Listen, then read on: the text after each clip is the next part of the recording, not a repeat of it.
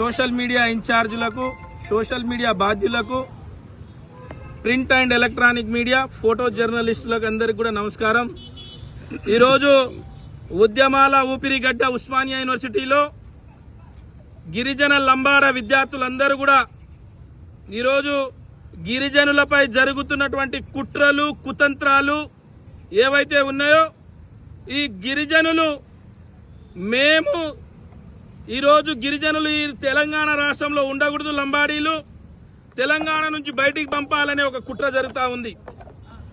ఇక్కడ తెలంగాణలో లంబాడీల యొక్క చరిత్ర తెలవకుండా కావాలని చెప్పేసి రాజకీయ పబ్బం గడుపుకోవడానికి కొంతమంది కుహన రాజకీయ నాయకులు ఈరోజు వాళ్ళు గిరిజనులలో ఉన్నటువంటి లంబాడీలను ఎస్టీ జాబితాలకెళ్ళి తీసేయాలని చెప్పేసి సుప్రీంకోర్టులో కేసు వేశారు.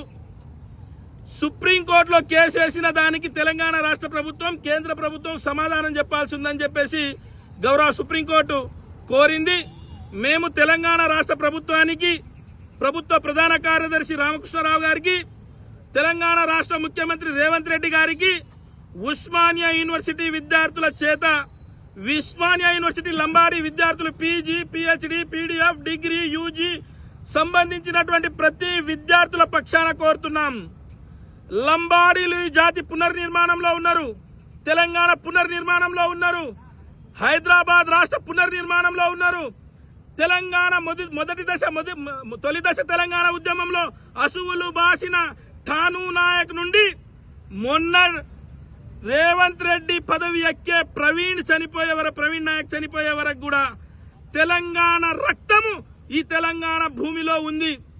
మేము ఎప్పటి నుండో 1952 కంటే ముందే 1871లో బ్రిటిష్ వాళ్ళు మా పైన మేము క్రిమినల్ ట్రైబ్స్ అని చెప్పేసి పేర్కొని మా పైన ఒక యాక్టే తీసినటువంటి ఆనాటి నుంచి ఉన్నటువంటి ట్రైబ్లో మేము ఈరోజు మాకు ట్రైబుల్ కాదని చెప్పేసి కేసులు వేస్తా ఉన్నారు. కావాలని మేము అన్నదమ్ములుగా ఉన్నటువంటి ఏదైతే గోండు, కోయ, లంబాడి సోదరులు ఎవరైతే ఉన్నారో మా మధ్యలో కావాలని అశాంతి రేపి, చుచ్చు రేపి, కుట్ర చేయాలని కోరుతా ఉన్నారు. ఇది మంచి పద్ధతి కాదు. గోండు మిత్రులకు, గోండు విద్యార్థులకు, ఆదివాసీ బిడ్డలకు మేము మనవి చేస్తా ఉన్నాం. మనం అన్నదమ్ములా ఉన్నాం.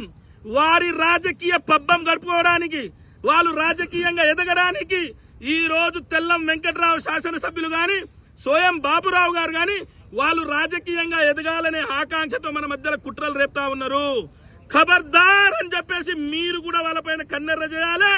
మేము ఇక్కడి నుంచి కాంగ్రెస్ పార్టీ అధ్యక్షుడు, పిసిసి అధ్యక్షుడు మేము మహేష్ కుమార్ గౌడ్ గారికి విన్నవిస్తున్నాం.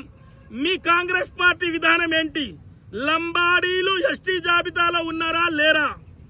ఎస్టీలు ఒకవేళ లంబాడీలు ఎస్టీ జాబితాలో లేకపోతే మీ పార్టీ స్టాండ్ ఏంది అని అడుగుతున్నాం ఈరోజు.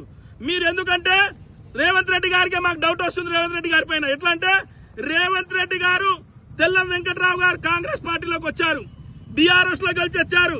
మేము ఒకటే అడుగుతున్నాం, రేవంత్ రెడ్డి గారు గిరిజనులకు మంత్రి పదవి లేనందుకు, మేము మంత్రి పదవి అడుగుతున్నందుకు నువ్వు కావాలని కేసు పెట్టించినావని అనుమానం కలుగుతా ఉంది. లేదంటే వెంటనే తెల్లం వెంకట్రావుపై చర్య తీసుకో. లంబాడీల ఓట్లు కావాలంటే, కాంగ్రెస్ పార్టీకి లంబాడీల ఓట్లు కావాలంటే, రేపు స్థానిక సంస్థల ఎన్నికల్లో నీకు ఓటు కావాలి అని అంటే తెల్లం వెంకట్రావును పార్టీ నుంచి సస్పెండ్ చేయి, లేదా ఆ కేసును ఉపసంహరించుకోమని చెప్పు.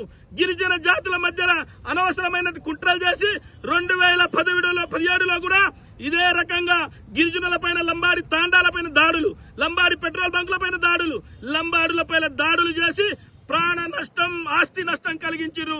ఇది మంచి పద్ధతి కాదు. ఖచ్చితంగా దీన్ని మేము ఖండిస్తా ఉన్నాం. అదేవిధంగా ఈ రాష్ట్ర ప్రభుత్వం ఒకవేళ మా యొక్క సూచనలను ఒకవేళ పరిగణలోకి తీసుకోకపోతే ఖచ్చితంగా ఉస్మానియా యూనివర్సిటీ నుండి రేపు పల్లె పల్లెకు, తండా తండాకు, జిల్లా జిల్లాకు బస్సు యాత్రతో పోతాం. జనాలను జాగరణ చేస్తాం, మా లంబాడి బిడ్డలను జాగరణ చేస్తాం. మాకు జరుగుతున్నటువంటి అన్యాయాలపైన, కుట్రలపైన, కుతంత్రాలపైన ఖచ్చితంగా బరాబర్ కొట్లాడతాం. బరిగీసి కొట్లాడి హైదరాబాద్ లో లంబాడీల సింహగర్జన, లంబాడీల సత్తా, లంబాడీల యొక్క పౌరుషాన్ని చాటి చెప్తామని చెప్పి హెచ్చరిస్తూ వెంటనే వీళ్ళపైన చర్యలు తీసుకోవాలి. లంబాడీల యొక్క స్థితిగతులు ఏ రకంగా అయితే ఉన్నాయో అదే ఇదే రకంగా స్టేటస్ కొనసాగాలి. లంబాడీలకు కావలసినటువంటి అన్ని ప్రభుత్వ పరంగా అందాల్సినటువంటి అన్ని సరిగా అందకపోతే ఈ ప్రభుత్వం పైన ఖచ్చితంగా లంబాడీలు యుద్ధం చేయడానికి సిద్ధంగా ఉన్నారని చెప్పేసి హెచ్చరిస్తా ఉన్నాం.